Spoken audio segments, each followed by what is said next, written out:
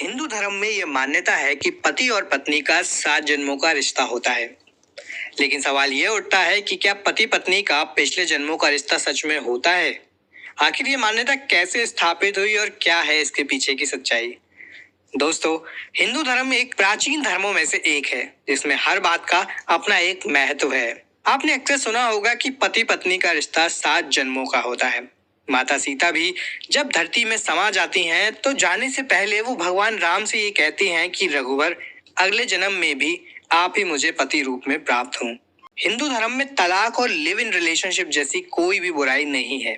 इसी कारण ये मान्यता भी दृढ़ होती है कि एक बार जिस व्यक्ति का किसी से विवाह हो जाता है तो मृत्यु के बाद भी वो रिश्ता जारी रहता है। उस विवाह में पवित्रता होती है। भगवान शिव अपनी पत्नी सती से इतना प्रेम करते थे कि वे उनके बगैर एक पल भी नहीं रह सकते थे। उसी तरह माता सती भी अपने पति शिव के प्रति इतने प्रेम से भरी हुई थीं कि वे अपने पिता के यज्ञ में उनका अपमान सहन नहीं कर पाईं और आत्मदाह कर लिया। लेकिन ये प्रेम ही था जिसने माता सती को अगले जन्म में पुनः शिव जी से मिला दिया। वे पार्वती के रूप में जन्मी और अंत में उन्हें अपने पिछले जन्म की सभी यादें ताजा हो गई। भगवान शिव जो अंतर्यामी थे वे सभी जानते थे। हिंदू विवाह पति और पत्नी के बीच जन्म जन्मांतरों का संबंध होता है जिसे कि किसी भी परिस्थिति में तोड़ा नहीं जा सकता। अग्नि के 7 फेरे लेकर और ध्रुव तारे को साक्षी मानकर दो तन मन और आत्मा एक पवित्र बंधन में बंध जाते हैं। हिंदू विवाह में पति और पत्नी के बीच शारीरिक संबंध से अधिक आत्मिक संबंध को महत्व दिया जाता है और ये संबंध धार्मिक रीति से किए गए विवाह और उस विवाह के वचन और फेरों को ध्यान में रखने तथा विश्वास को हासिल करने से कायम होते हैं। जिस व्यक्ति ने अपने जीवन में बचपन में धर्म, अध्यात्म और दर्शन का अध्ययन नहीं किया है उसके लिए विवाह एक संस्कार मात्र ही होता है, बल्कि ये भलीभांति सोच समझकर ज्योतिषीय आधार पर प्रारब्ध और वर्तमान को जानकर तय किया गया एक आत्मिक रिश्ता होता है। आपकी पत्नी अगर पिछले जन्म की साथी रही हैं तो निश्चित ही आपके मन में उनके लिए और उनके मन में आपके लिए अलग ही प्रेम और सम्मान होगा जो गहराई से देखने पर ही समझ आ जाएगा।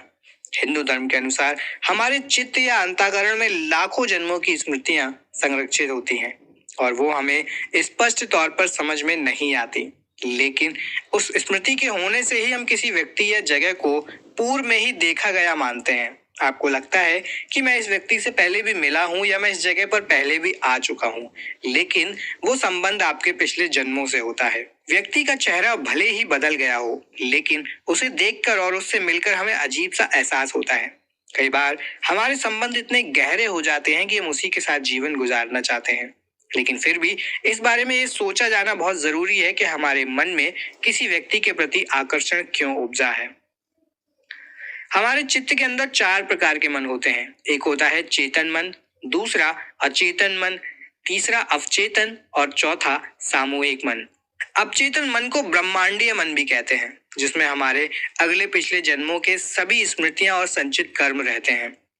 जब हम किसी ऐसे व्यक्ति से मिलते हैं जो हमारे पिछले जन्म का साथी था तो हम उसके संपर्क में आते ही उसके मन से जुड़ जाते हैं, या कि उसका और हमारा आवामंडल एक दूसरे से टकराता है तो कुछ अच्छी अनुभूतियां होती हैं, कुछ अच्छा एक्सपीरियंस आपको होता है, आप अच्छा फील करते हैं और हम सहज ही एक दूसरे के प्रति आकर्षण और समर्पण से भर जाते हैं। हमारे मन में उस व्यक्ति के लिए दया, प्रेम, करुणा और उससे बात करने के भाव उपजने लगते हैं। 7 जन्मों का महत्व हम भगवान विष्णु और माता लक्ष्मी से भी समझ सकते हैं। भगवान विष्णु की भार्या या प्रेमिका के रूप में माता लक्ष्मी भी जन्म लिया करती थी। तो दोस्तों, आशा करते हैं कि वीडियो आपको पसंद आया होगा। वीडियो पसंद आया हो तो वीडियो को लाइक और शेयर जरूर करें। अगर